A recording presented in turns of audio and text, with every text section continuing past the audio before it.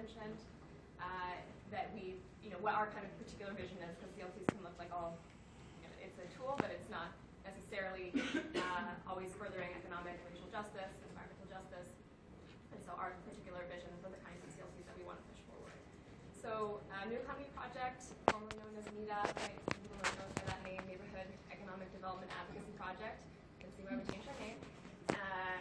We have been working for the last 20 plus years to promote financial and economic justice in New York City. We do that both by fighting corporations and practices that we find to be harmful to communities in New York City and that perpetuate economic and racial inequality in New York. And we also, especially most recently in the last few years, have been moving towards a more affirmative model, so not just fighting bad practices, but in recognition of the fact that our economy is not just flawed or broken or whatever the other term is, but is actually inherently unjust, how we can be working more and putting more of our energy into building, as a form of resistance, building and supporting the growth of community-controlled democratic structures like community land trusts, like worker cooperatives, and most recently a public bank is our sort of newest campaign as well. So we're interested in sort of helping to support the growth of the cooperative economy that's already happening in New York. But as Kendall mentioned, there's a lot of siloing, there's a lot of groups that are not knowing about each other's work or are sort of recreating the wheel. And so we think, especially now more than ever, we don't have the time or the resources for that, and we're hoping to continue to help foster more financial support, more legal support, more technical support, and especially just peer-to-peer spaces for connecting between the housing co-ops, the worker co-ops, the CLTs, and the other movements for justice in our city. So that's kind of our piece to this. We got involved in nicely several years ago, so at the beginning when it was being founded, coming out of the foreclosure crisis and the economic crisis more broadly, and just seeing the real limits of reform and what was possible within our current affordable housing programs and real estate market, and wanting to find a solution that wasn't just subsidizing private development, which seems to be our city's main approach, but actually addressing the root causes of gentrification and displacement and homelessness in New York City. And we find that to be nicely, when I say we, to be the commodification of housing and the treatment of land, and land is a commodity and housing is a commodity rather than a human right and a public good. So that's sort of where we're starting from within Nicely. And Nicely is a citywide alliance. Many of us, I think all of us except for Green Worker, maybe we can change that, are members of Nicely. And it's a citywide alliance with the goal of promoting CLTs, which we've been hearing about a lot, and I'll get to a definition of that in a moment.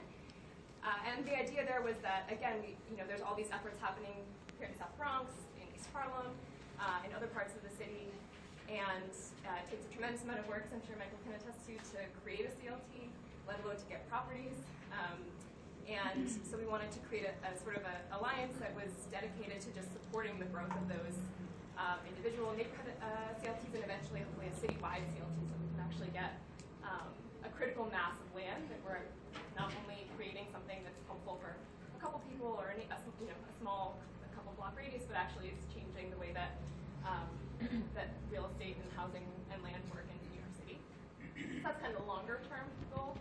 We're not, think we're going to get there tomorrow, but that's what we're sort of working towards. And we're doing that on policy level to try to change actually how land gets disposed of by the city, and change the laws so that we're able to get a larger swath of land and housing.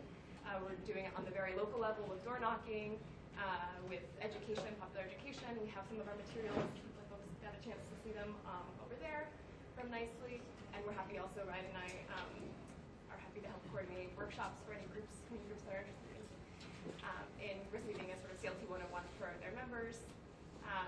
And so we're sort of through this alliance, and then finally connecting community land trusts and emerging community land trusts with different technical expertise in the city, legal expertise, financing expertise, and other other types of experience that is needed to really support a viable CLT. So Okay, in less than 5 minutes, I will define a CLT. Are folks here, is there a sense of who here knows what a CLT is or feels they have like a good definition? You don't have to share it, I won't check. Okay. Anyone who's never really heard of it or has a vague idea that it's related to housing and land? Okay. What about everybody else who's been raised? Any experts? Well, there's something in between not knowing about it and knowing a lot about it. Okay. I think that's where I am. If you're asking the question, what's everybody else? Right. That's okay. So familiar with CLTs. There you go. Familiar but not. Expert. That's fine. Okay. Some of the same people are raising Setting up the dance. Okay, so I think CLTs start from land, and this is really crucial because we talk about a housing crisis a lot in New York City, and actually nationally and internationally. Why is it that housing is so expensive in New York City? Is it that bricks cost 30 times more in New York City than they do upstate New York? Is it that we're paying our construction workers very, very well? I wish, but no. It's land. It's the speculative value of land that Michael was talking about. And it comes from basically whatever the market says you can charge is what you charge, right? You have this sort of logic that says charge as much as possible, make as much money as possible, and that's the sort of commodity that we were talking about within land. So CLTs start from there. They start with the land. And the idea is that it's basically a nonprofit legal structure that holds the land outside of the market. So we're just going to mess with their logic, take it away, take it out of that private speculative real estate market, and hold it for the community's use in perpetuity, so forever. And so the logic there is that it's both permanent, unlike the city's affordable housing, where they put millions of dollars into subsidies that then expire, and it's also adding additional protection and support for whatever goes on top of it. So then the next sort of big piece of it that's a little bit different from other models is that we're separating the land from what's on top of it. So there's going to be the CLT itself is just the steward. I love that that's part of the name of the Port Morris CLT, is that it's a stewardship role. You're just holding the land. You're making sure that it's used for the community's benefit forever. And then the CLT is going to lease or sell with some conditions, whatever's on top of it, to another organization. We sort of promote nonprofit housing cooperatives and other groups that are going to ensure the long-term affordability and use of the land for the community, but there are no sort of restrictions on what kinds of properties can be on top. It can be a garden, it can be commercial space, it can be housing. So that's part of the beauty of it too, is there's a lot of flexibility. Okay. And then the sort of the key there is that because the CLT is underneath, they're providing both the support to the structures on top, say it's a housing cooperative, but they're also making sure that they're using that land for the benefit of the community. And so there's a bit of a checks and balances system there, so that they're able to kind of, and that's a mutual checks and balances system, so that there is a support but also oversight to ensure that that isn't going to, somehow become a self-serving entity or end up kind of folding, right? And the CLT itself, for that exact purpose, generally has 3 different types of people on the board. We have people who live on the CLT. We have to make sure that the CLT is being used to benefit them. We have people who do not live on the CLT but live in the surrounding community to ensure that the CLT is not just serving the 300 residents that are living there, but is serving the larger community and the interests of the larger community, and is looking to expand as well so that more and more people can benefit from this structure. And then we have a third category, which is kind of the other, maybe stakeholders in the community, maybe could be a public official, could be a lawyer, a financial person, someone who has added expertise and some kind of stake in the CLT as well. So that's sort of another system of balances so that the variety of interests are being represented on the board. So that's more or less what a CLT is, very quickly. So we think that this is really crucial because it's able to address, most critically, the percentage of the city that's not being served by neither the private market nor the city's affordable housing, particularly the most low-income people of New York, which we technically call them, the city calls it very and extremely low-income people, who are under 50% of the area median income or under 30% of the area median income, which comes out to be around $26,000 a year for a family of 3 to 4. And the city basically says it's not possible to build sustainable affordable housing for people at that income level. well, and Celeste is going to talk a little bit more about the housing co-op piece of it, and we feel that through the CLT and the housing co-op together, we can create the long-term, sustainable, deeply affordable housing that is not going to expire, and that most importantly is going to stay in the control of the community and is going to serve the interests of the community in the long term. All right.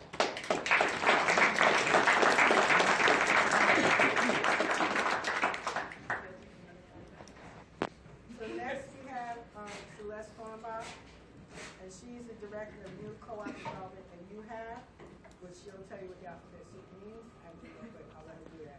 She joined UHAB in 2015 as a project associate in the co-op preservation department. In that role, she assisted UHAB develop affordable cooperatives in budget preparation and all other aspects of technical assistance that keep them healthy and well functioning. She now helps ensure the successful co-op conversion of buildings in UHAB's development pipeline, and she continually seeks innovative ways to create resident-controlled affordable housing in New York City. Celeste? Hi, everybody. So thank you, Lauren. That was a really helpful introduction to talk about the housing that hopefully will eventually be on the citywide CLT that we create. I wanted to ask, does anyone here live in an HDFC or a co-op? Yes. Okay, great. So some people here are experts on HDFCs, probably even more than me because you live in them yourself. But so an HDFC, it stands for Housing Development Fund Corporation, so it might be the word that you hear in your community to define what an affordable co-op is. You might also hear a limited equity co-op or a shared co-op, shared equity co-op, or just an affordable co-op. So to define the model a little bit, it's democratically controlled. It's run by the people who live in the building. So they take care of the management, budget preparation, all of those things. Either they hire a management company or they self-manage. Many of the co-ops in New York City are self-managed, meaning that the residents there really run and control the building themselves. The main points is that there are affordable rental prices. So when you buy into the co-op, that price that you buy is very affordable. For a lot of the co-ops in the city, the purchase price was $250 or $2,500, depending on the time in which the co-op was developed. And there's also affordable rent and maintenance. So your ongoing cost, your ongoing monthly cost is affordable to you. And generally speaking, there's about 40,000 units of within HDFCs across the city, and it's about people at 40 to 50% of area median income. And then it's a permanent affordable housing. So what that means is if you decide to leave to sell your shares in the co-op, which often it doesn't really happen that much. We find that people hold on to their apartments and stay there for a long time. But if you sell your shares in for your apartment, you have to sell them at an affordable price. So the next person who moves into that building will be able to purchase at an affordable price. So it maintains permanent affordability, and that's the limited equity aspect. So you're building equity for yourself. You making a small amount of equity as time goes on. When you sell the shares, you can get some of that equity back, and some of that equity goes to the building. But you're also building equity in the community because the next person who can come in and buy it gets it at an affordable price. So it's shared equity to the building and to the community. It sort of speaks to the stewardship model of the land trust, where we view the cooperators in affordable housing co-ops as stewards. Really, you're not just someone who's building equity for yourself. You're really maintaining an affordable housing asset for the community, for New York City, for whatever neighborhood you live in. So I also wanted to talk a little bit about how all of these co-ops were made. So there's 40,000 units of affordable housing co-ops in the city. Most of those were made from the period of disinvestment that we were talking about earlier. So when buildings were abandoned by their landlords, the tenants in those buildings took control. They were homesteaders, or UHAB stands for Urban Homesteading Assistance Board. So what we did, the organization started in 1973 and provided training and technical assistance to those homesteaders. So they took control of their buildings, they were taking out the garbage, they were doing reconstruction work, and Eventually, after a lot of organizing efforts, the city transferred title to those shareholders and they purchased the apartments for $250. Now most of those co-ops still exist, they're still affordable to new people when they come in and to the residents who still live there and pay affordable maintenance. It's difficult now, I think, to try to build the same model with land prices being as high as they are and the private market being very different. So we see, you know, a CLT model as a way forward, of course, but it's difficult to say how you acquire that land. How do you really take control and get that back so that you can build a model of housing that's truly affordable to the community and that they control? I don't have the answer to that question. I wish that I did, but I think it's, you know, obviously through organizing, through fighting back, you know, in your building, a tenant association in your building, fighting back against your landlord. Small things that you can do and being in rooms like this is how we're going to get there eventually, and I think we will. Little piece by piece, we're going to take the city back, but I hope that we can talk a little bit more about those. Okay, I'll finish. Hope that we could talk a little bit more about the specifics of that and how we can build together in the breakout groups.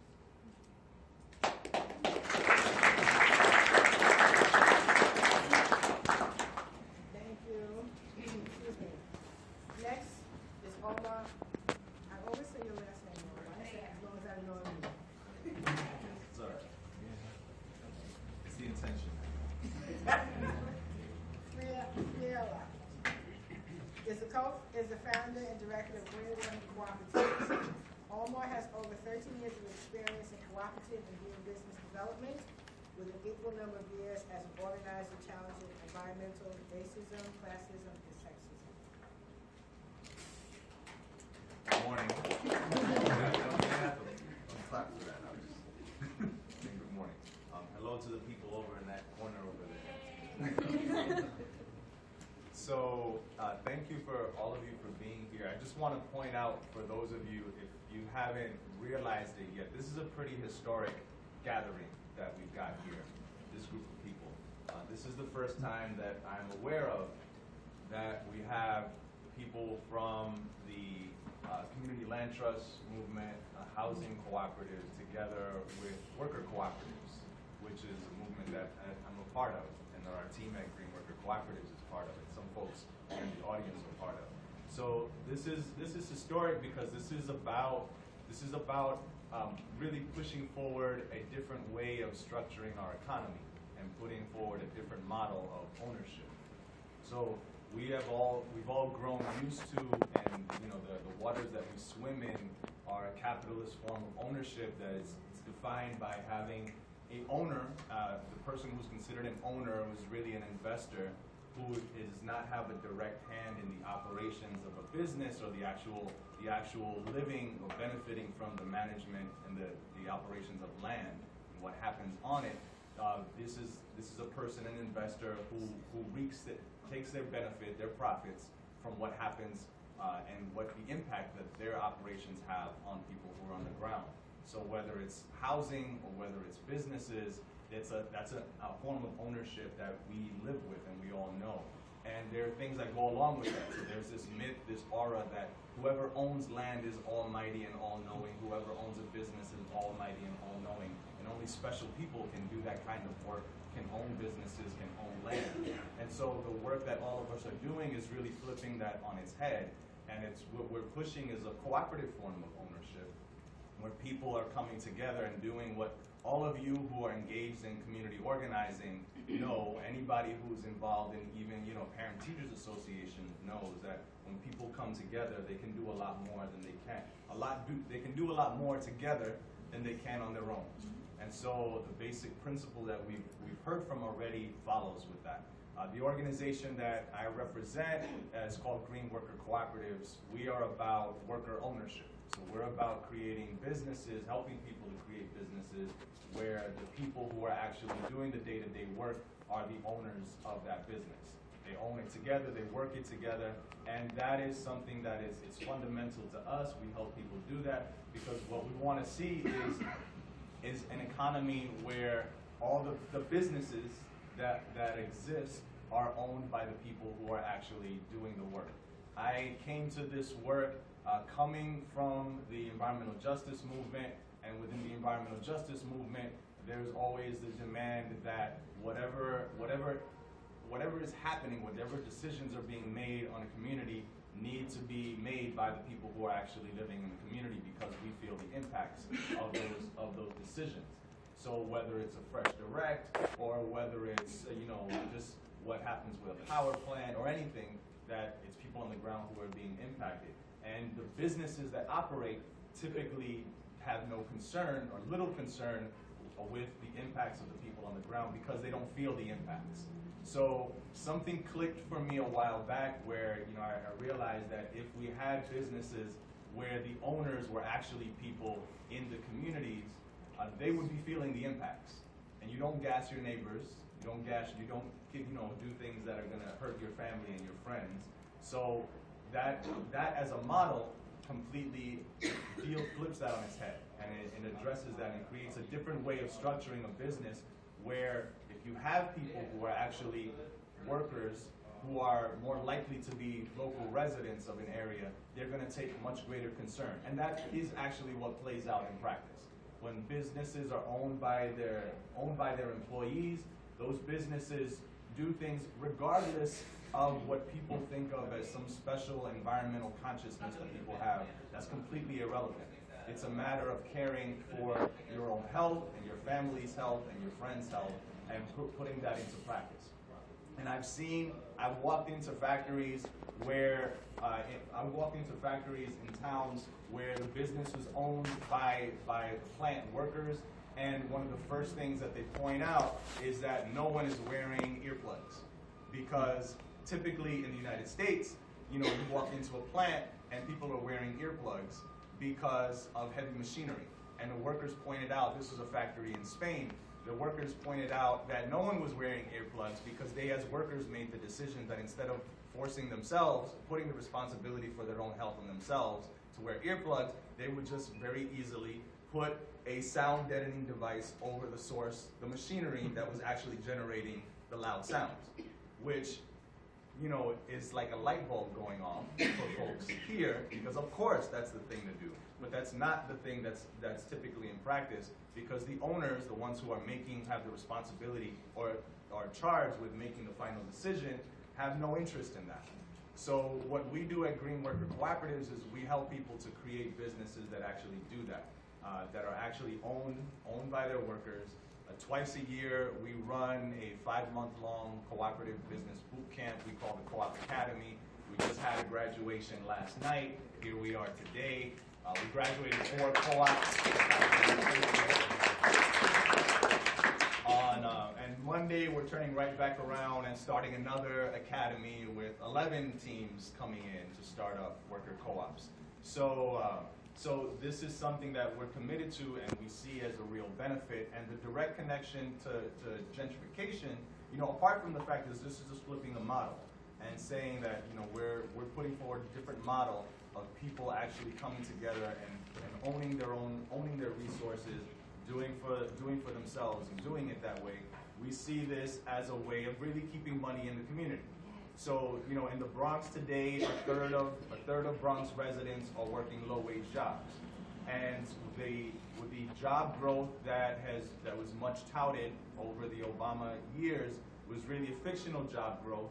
It was a job growth in the sense that the same people are now working 2 jobs instead of 1 job, or 3 jobs instead of 2 jobs. So what we have are people who are even more strapped for cash. So with housing prices going up, we know that right now, about half of the people in the Bronx are spending, more than half of the people in the Bronx are spending more than half of their income just on housing.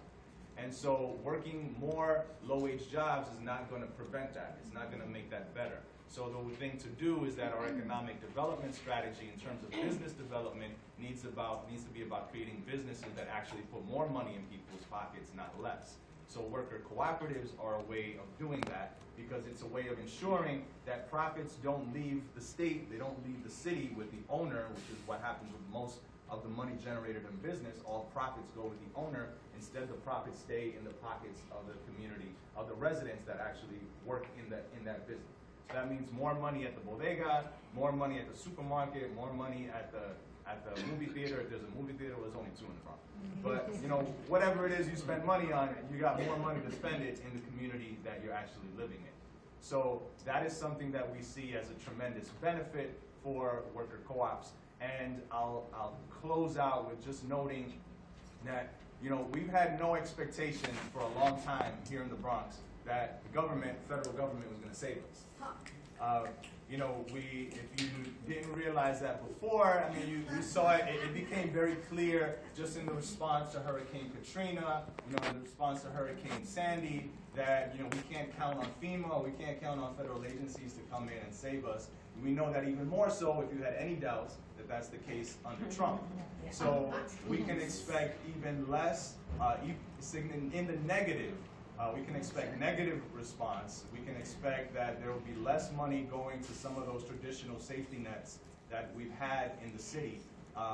Even though they're city run, they still get federal money. So we can expect that there are going to be a lot more people suffering in the years ahead, and that our people are going to require really the opportunity to do for ourselves. And doing ourselves means coming together in a cooperative way. So whether it's land trusts, housing co-ops, worker co-ops, basically anything that's about people coming together, we have the obligation now to really hone up our toolbox and get going and work together to really put forward collective solutions that can advance us and move us forward. Thank you.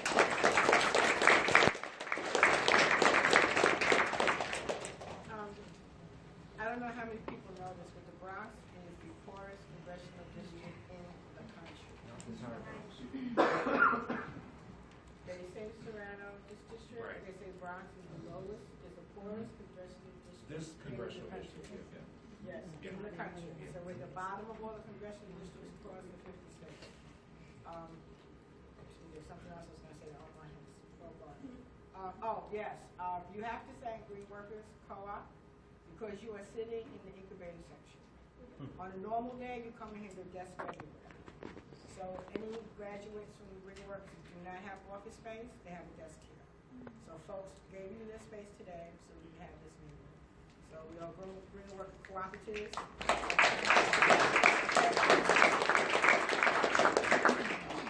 All right, last, this is kind of crazy.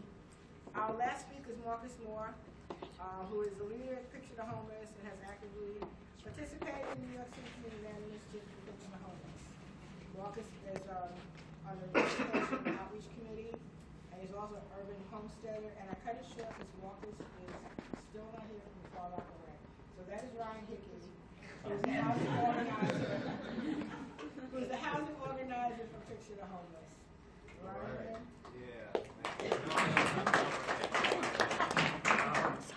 So my name is Ryan. I'm the housing organizer with Picture the Homeless. I'm not Marcus. And when Marcus gets here, I expect everybody to be like, where were you? Don't pick on my little brother. A little bit, though. So Picture the Homeless was founded in 1999 by two homeless men out of Bellevue Shelter who were facing heavy police repression from the Giuliani era administration, which we are facing pretty much now. It's called broken windows theory, and they figured out, like Omar was saying, like the best way to fix a problem is to get directly affected people, find an issue together, and organize for a solution. Speak up, sorry. So these two men, they got together and they were organizing other homeless people. Their first meeting, I think, was in McDonald's. Their first office was in a disused elevator shaft in Judson Memorial Church. And so they really started from like the ground up, right? So people told them that it was not going to happen. It was impossible to organize homeless people for social justice. A lot of people in the movement who we know today say that still, and Picture the Homeless has proved them wrong time and time again. So a long time ago, we are dedicated to fighting the root causes of homelessness, right? Big scale, it's capitalism, right? But when we look at it, what it looks like, it's speculation, it's the city giving land away for $1 to this day. It's, city prioritizing certain development over others. It's so many things, right? We see it every day. But about 10 years ago, Picture the Homeless, we were starting to look really seriously into the idea of community land trusts. And, I don't even know how I follow Omar because I feel it's like the room is set, right? It's just good. But we were thinking about community land trusts because we were looking really at vacant property, right? So speculation in New York City looks a lot like vacant property where the city as well, right? The city, private developers, they hold on to vacant property to look when the market's going to get better, and then they flip it, and then boom, the neighborhood has changed, right? So we, in about 2005, 2006, we did a Manhattan vacant property count with the then borough president, Scott Stringer. And then, that was kind of like the starting point, and from there, we were really looking at permanent solutions to the housing crisis. So we see community land trusts as not like the overall solution, right? But we see it like as an integral piece in the solution to wrest our way away from capitalism, away from private control, and into community control. So, Lauren already explained what community land trusts were, but from there, we were looking at a lot of vacant property. We're trying to pass bills, which we're still trying to pass today, to hold vacant property developers or vacant property holders accountable, right? Putting fines on them, counting them because they don't want to be counted. They want to hide behind limited liability corporations, and we want to bring them out of the dark and shine the light on them and expose them.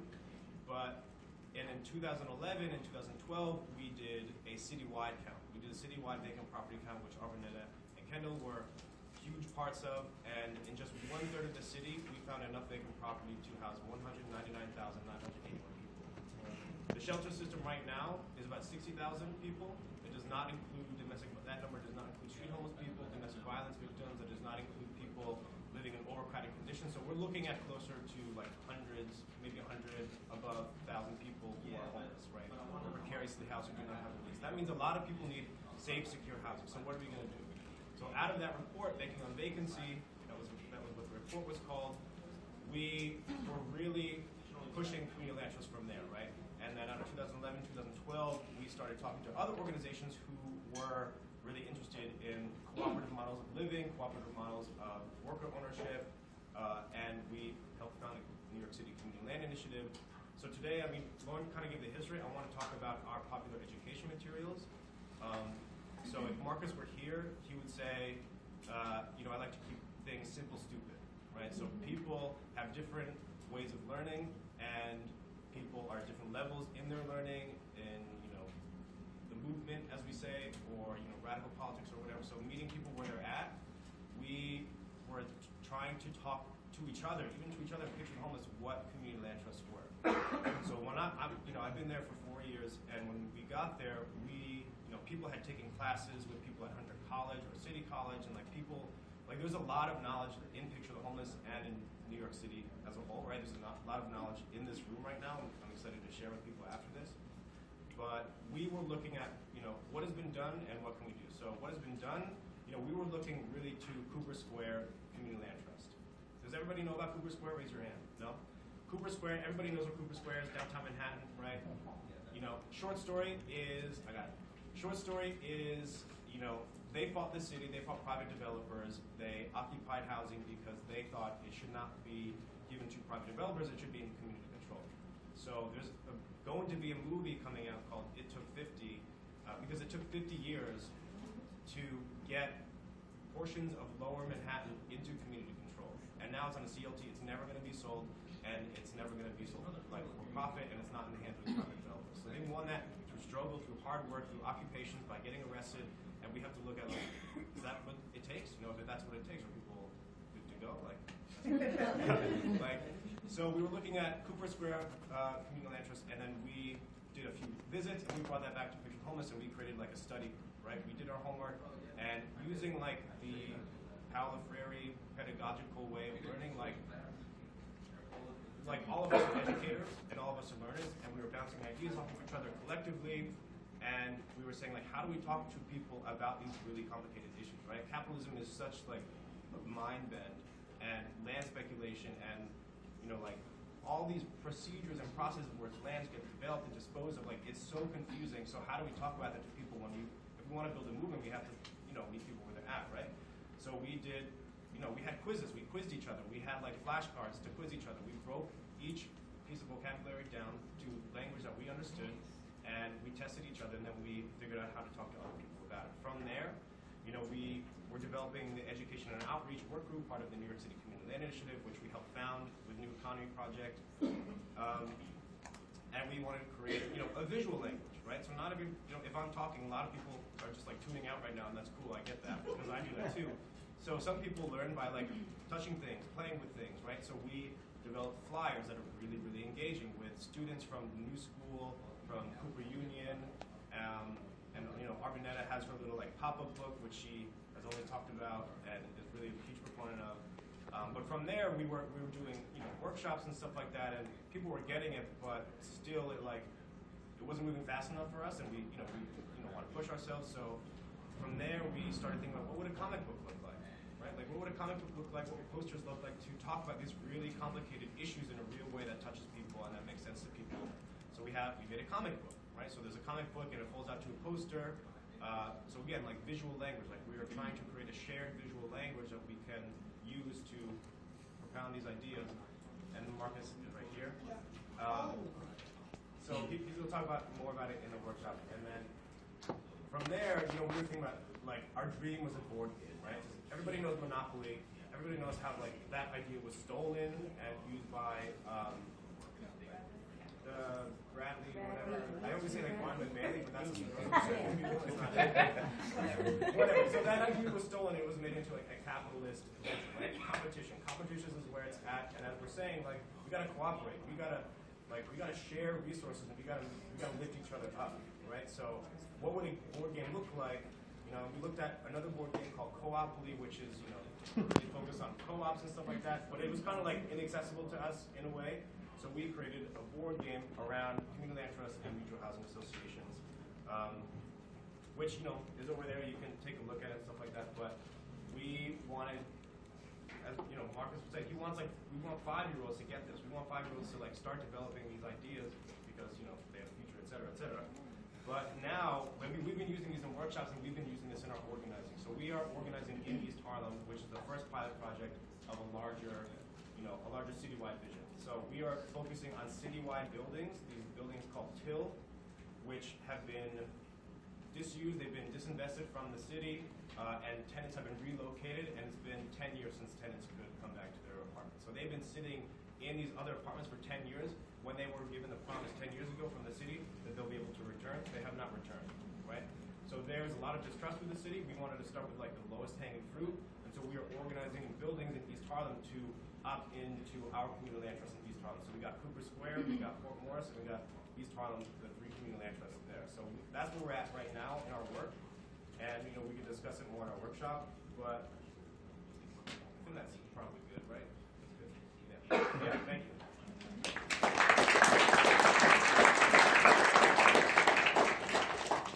So I want to add a couple of things while Marcus gets himself together, and then I'll read his bio.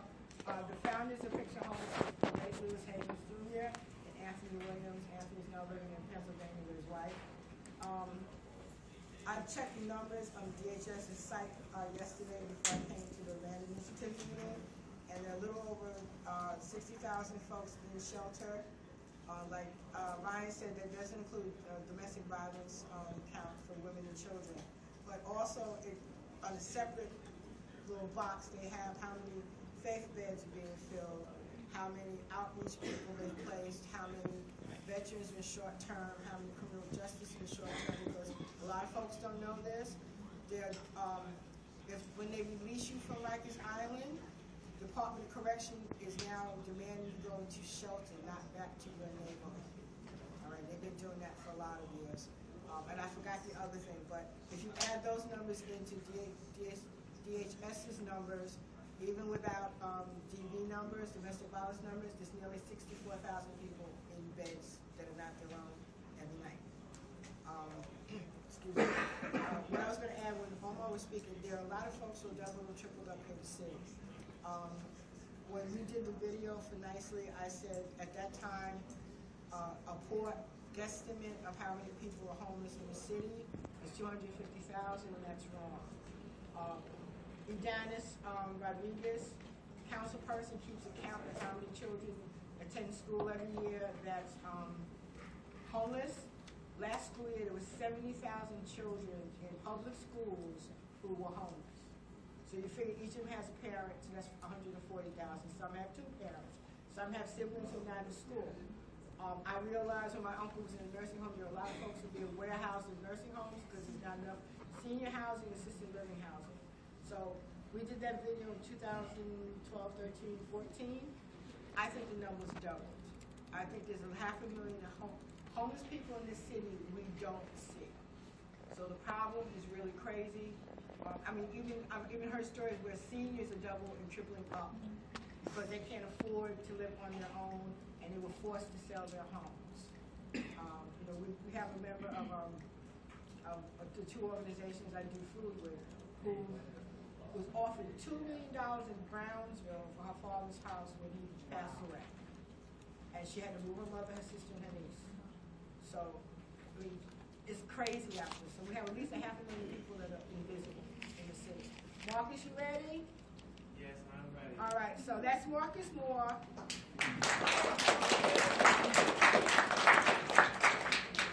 And as I started to say before, he is a leader of Picture the Homeless and has actively participated in the New York City Community Land Initiative to Picture the Homeless. Specifically, he has been heavily involved in creating our popular education material, including Trustville, the board game Ryan was describing, the board game we created with New Economy Project and Hester Street that educates folks on how people who are currently left out of the market will find housing through land trusts and mutual housing associations. He is also an urban homesteader who deeply understands the need for housing stability. Marcus? Yes, so how's everybody doing? Got an excuse from being so late. So, my first thing is, I'm pretty sure people know what a community, have an idea what a community land trust is. So basically, what I'm gonna do, I'm gonna talk a little bit about the organization where I come from, Picture the Homeless.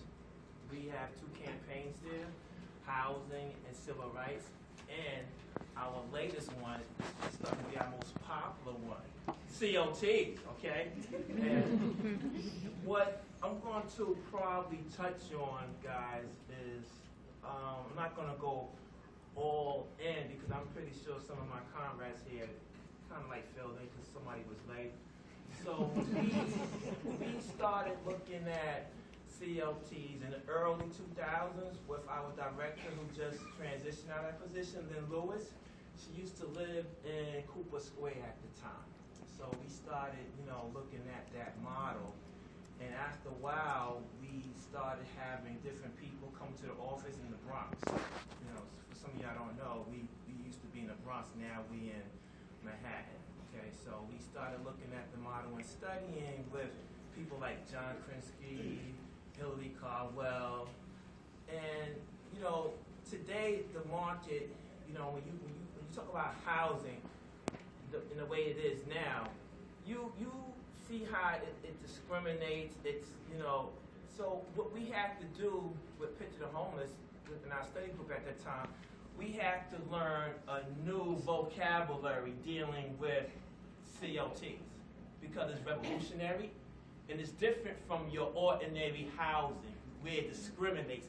People become homeless. People got the shelter system just blows up. So I can go all the way in. That kind of led me to being an urban homesteader, but talk like that. So we do know that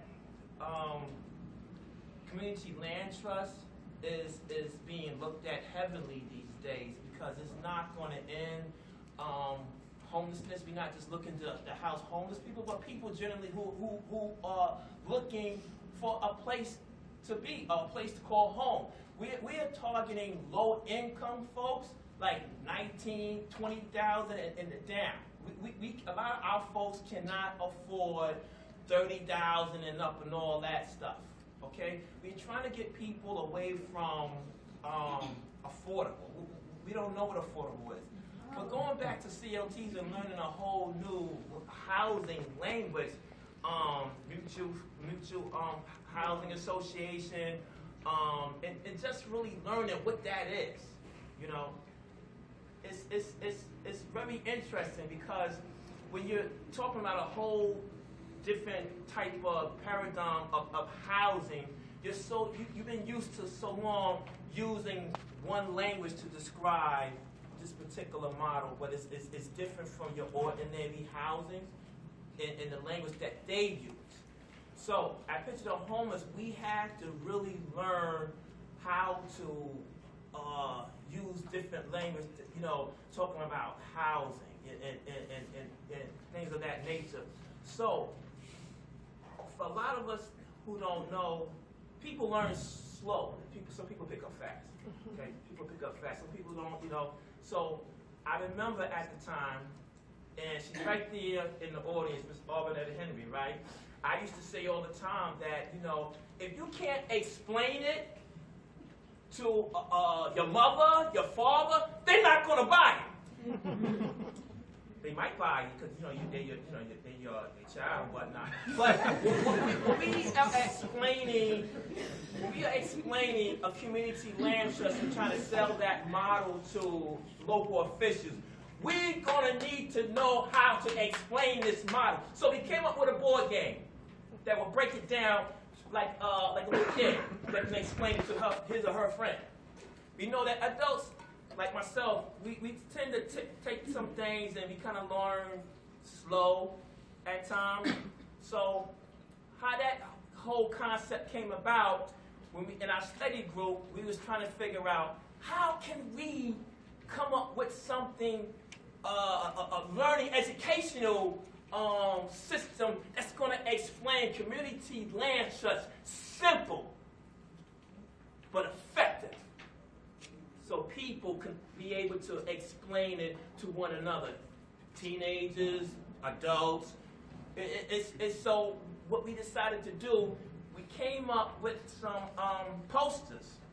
Came up with some posters and flyers. Do we have the flyers here, guys? Yes. Everything's on the table. Good guys. Got a good team. So, we came up with this model and these flyers, real cartoonish, you know, and I thought it was very interesting to myself because colors attract people, you know, and so when you study the flyers that we came up to try to break this down, you know, it's almost self-explanatory on what's going on now. You know, we have the developers grabbing the land and putting whatever they want to put on the land, and it's either their way or the highway. No, not with a community land trust. Thank you. So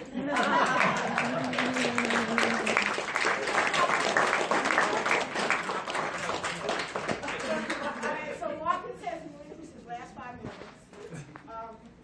My sister, Arminetta Henry, is a retired school teacher in New York City public school system. And listening to Marcus, you heard folks were like, I don't get that. And one day she stood in the housing meeting and looked at her and said, some people learn by reading and repeating, and some people learn visually. And you have to appeal to both people. So that kind of sort of started us on our road to John Christie, who was our professor at City College and land use in New York City, came up with this crazy board game, which was the forerunner of Trustville. He brought it to us. It was crazy. It was funny. We got some of it out of it, but we were more laughing at John because he sat in his house and made all these different cars and stuff. But we learned that some folks learn visually and some folks do not. So you have to figure out how to appeal to everybody. Arvin, I saw you raise your finger. Oh, Professor Christie as well. He came up with a Lego game. He wanted children to have hands touch so they can say, oh, you mean to tell me I can take this and turn it into that? And in turn, we adults, we started getting into these games and working with them so we can be able to take it into the schools and teach the children, because so many times we have these curriculums and children graduate and then that knowledge about what's going on in their communities. And so with this board game, we can take it into the 3rd grade where they teach community, about community, how you can come in and work collaborated together as a team. It's not always just yourself, but you can work with your classmates. And at the same time, when you get older, you know it's not about yourself, but it's about everybody working together as a team. It's not about being a narcissistic person. It's about unity. And at this point, I have to say this. With Donald Trump, we call him 45. But him being our president, he's actually making us stand up and come together and fight back as a unity, taking back the land, taking back policies that need to be changed. And he doesn't even realize it. He doesn't realize I think the Trump haters outweigh the Trump lovers in the room, so you don't have to look around. And so, New York is going to be one of the places where he claims his home.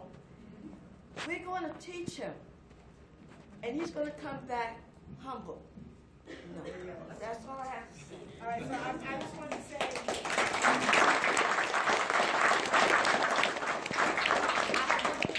Marcus has one thing, then we're going to transition to Omar to do breakout groups. John's idea with the Lego set, the Lego game was to let the kids build their own community, besides the adults. So like Arvinetta said, hands-on, like, what do you want your community to look like? And he's like, ooh. So that was another way of getting it. Marcus, you have the last say, then turn it over. Okay, so I'd like to just thank everybody for their patience and whatnot. Do we have the game today? Yes, the game is here. We The told game- you the resource table is set up. Okay. Okay. So really briefly, right? So the game is really hot around the country. When we put it out there, people are so excited to play. So when you get a chance to play the game, it's hot. It's hot. Omar. Tell Omar All right, so here's what we're gonna do. I want to stand up so I can see folks over on that end. So we don't want to do a long Q&A back and forth because we recognize that there's a lot of expertise here in the room, and a lot of folks came because you want to get to the nitty-gritty and you want to learn some skills, or you want to start strategizing and moving forward to making things happen. So we're going to split into breakout groups based on the different issues that we were talking about today. So I want to see a show of hands. How many people right now really want to dig into community land trusts? Oh, okay, thank you. So the three different groups we're going to focus on are community land trusts, housing cooperatives, and worker cooperatives. Thank you. So I want to see I'm going to break up. We're going to go into different areas, and so now I want to see a show of hands of who is interested in digging deeper into community land trusts. All right, put your hands down. Who wants to dig deeper into housing cooperatives? Can we do one more than one? Yeah. It's your call if you want to float around. All right. Who wants to dig deeper into worker cooperatives? Okay, great. All right. So here's what we're going to do. Community land trusts. Actually, worker co-op folks, put your hands up again. I just want to see how many folks you were. Okay, all right. So community land trust people will stay here. Housing co-op folks will go over to that corner area, over where the food is. And worker co-op folks will be over here where these these desks are, the high desks. we'll huddle over here. All right, so here's what's gonna happen. So again, community land trust here, housing co-ops that way, worker co-ops over there where Sanjana is. Sanjana over there. So before you get your stuff